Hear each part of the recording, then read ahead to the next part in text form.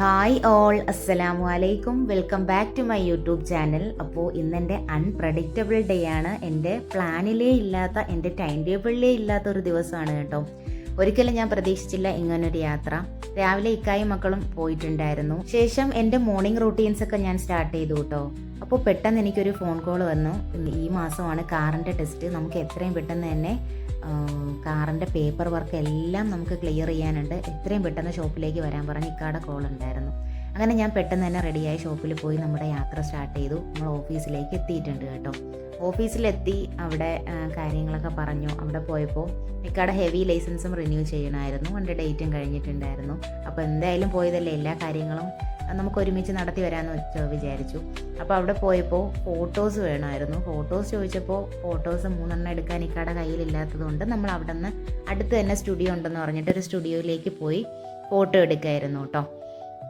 അപ്പോൾ ഇക്ക ചെന്ന ഉടനെ തന്നെ കയറി ഫോട്ടോ എടുത്തിട്ടുണ്ടായിരുന്നു. ഒരു 10-15 മിനിറ്റ് വെയിറ്റ് ചെയ്യേണ്ടി വന്നു.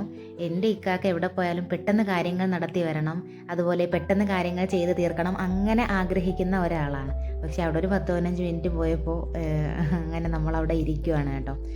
ശേഷം ഫോട്ടോ റെഡി ആയിട്ടുണ്ടെന്ന് പറഞ്ഞ് വിളിച്ചു. അങ്ങനെ ഇക്ക അതേ പോയി വാങ്ങിച്ചിട്ട് വരുന്നുണ്ട് കേട്ടോ. ഇതാണ് ഇക്കയുടെ പാസ്പോർട്ട് സൈസ് ഫോട്ടോ. അങ്ങനെ അതും വാങ്ങിച്ച് നമ്മൾ വീണ്ടും അവിടെ നിന്ന് നടന്നിട്ടുണ്ട്.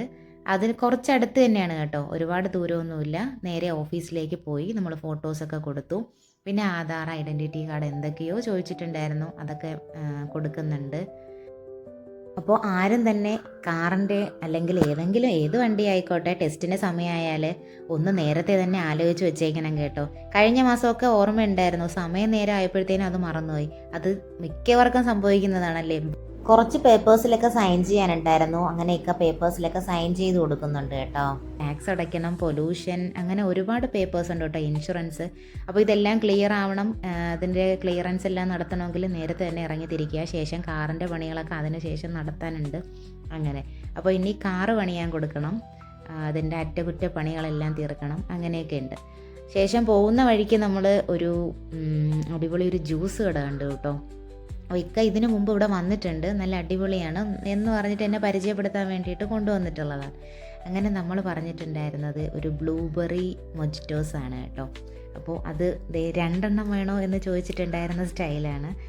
നമുക്ക് ഓർഡർ ചെയ്ത സാധനം ഗ്ലാസ്സൊക്കെ കഴുകി നല്ല ക്ലീൻ ആക്കി തരുന്നുണ്ട് കേട്ടോ. നമുക്കതിൻ്റെ പ്രിപ്പറേഷൻസൊക്കെ കാണാനുണ്ട്.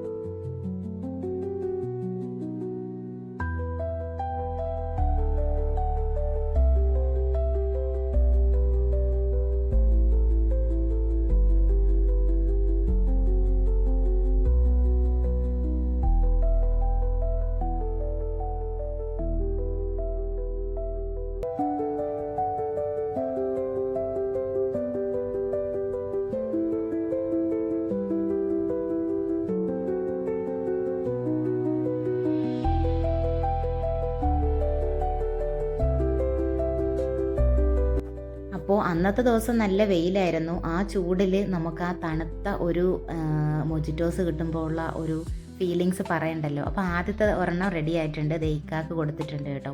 പ്രത്യേകിച്ചും ഐസൊക്കെ ഇട്ടിരിക്കുന്നതുകൊണ്ട് തന്നെ നമ്മൾ നല്ല പോലെ ഒന്ന് ഫ്രഷ് ആവും. നല്ലൊരു റിഫ്രഷ്മെൻറ്റ് ഡ്രിങ്കാണ്, അത് തന്നെ നല്ല കൂളിങ്ങും ആണ്. അടുത്തത് എൻ്റെതും റെഡി ആയിട്ടുണ്ട്. അപ്പോൾ നമുക്ക് അതിൻ്റെ ടേസ്റ്റ് നോക്കാം കേട്ടോ.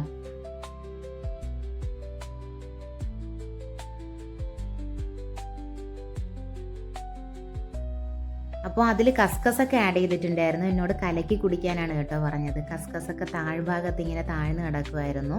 ചേച്ചി വളരെ കുറഞ്ഞ സമയം കൊണ്ട് തന്നെ നമ്മളായിട്ട് നന്നായിട്ട് മിങ്കിളായിട്ടുണ്ടായിരുന്നു. എങ്ങനെയുണ്ട് ജ്യൂസ് എന്നൊക്കെ ചോദിച്ചതാണ് കേട്ടോ. അടിപൊളിയായിരുന്നു കേട്ടോ. അങ്ങനെ 50 രൂപയാണ് മൊജിറ്റോസ്. അതുപോലെ ഓറഞ്ച് ജ്യൂസ്, എല്ലാ സാധനങ്ങളും ഉണ്ടായിരുന്നു. നമ്മൾ പോയ ടൈമിന് മൊജിറ്റോസ് മാത്രമേ ഉണ്ടായിരുന്നുള്ളൂ, ജ്യൂസസ് ഒന്നുമില്ല. അങ്ങനെ നമ്മളത് അവിടെ നിന്ന് ചേച്ചിയെടുത്ത് സംസാരിച്ച് വീഡിയോ എടുക്കുന്ന കാര്യമൊക്കെ ചോദിച്ചു. അങ്ങനെ യൂട്യൂബ് ചാനലിൻ്റെ കാര്യമൊക്കെ പറഞ്ഞു. നമ്മൾ അവിടെ നിന്ന് യാത്ര തിരിച്ചു കേട്ടോ. തിരിച്ചു പോകുമ്പോൾ നമുക്ക് മക്കളെ കൂടെ സ്കൂളിൽ നിന്ന് എടുത്തിട്ട് പോകാൻ പ്ലാൻ ചെയ്തിട്ടുണ്ട്.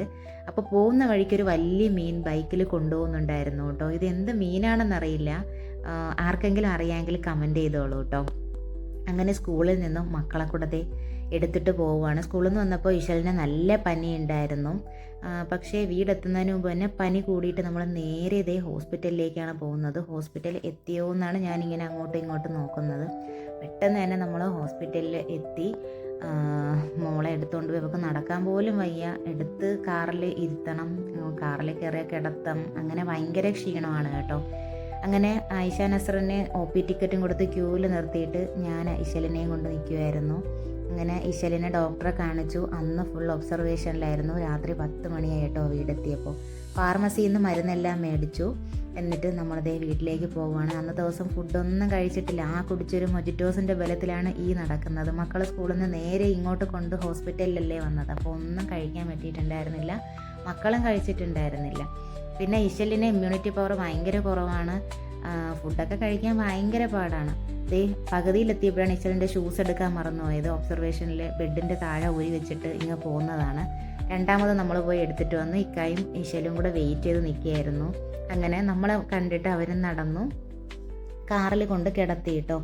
ഇശലിന് ഇരിക്കാനേ വയ്യാത്ത ക്ഷീണമായതുകൊണ്ട് ഇനിയിപ്പോൾ എനിക്ക് പോയിട്ടൊന്നും ചെയ്യാനുള്ള ഒരു മൂഡുമില്ല. അതുപോലെ ഭയങ്കര ടയേർഡാണ്. ഒന്ന് കിടന്നാൽ മാത്രം മതി, വീട്ടിൽ പോയി ഒന്ന് ഫ്രഷായി എവിടെയെങ്കിലും കിടക്കുക എന്നുള്ള ഒരു മനസ്സിലാണ് ഈ ഹോസ്പിറ്റലിൽ നിന്ന് ഇറങ്ങിയപ്പോഴേ പോകുന്ന വഴിക്ക് ഒരു ഷോപ്പിൽ കയറി നമുക്ക് എന്തെങ്കിലും ഫുഡും കൂടെ വാങ്ങിച്ചിട്ട് പോകാൻ നിൽക്കാൻ പറഞ്ഞു. തൊട്ടപ്പുറത്ത് തന്നെ പഴം കൂടെ വാങ്ങിച്ചു.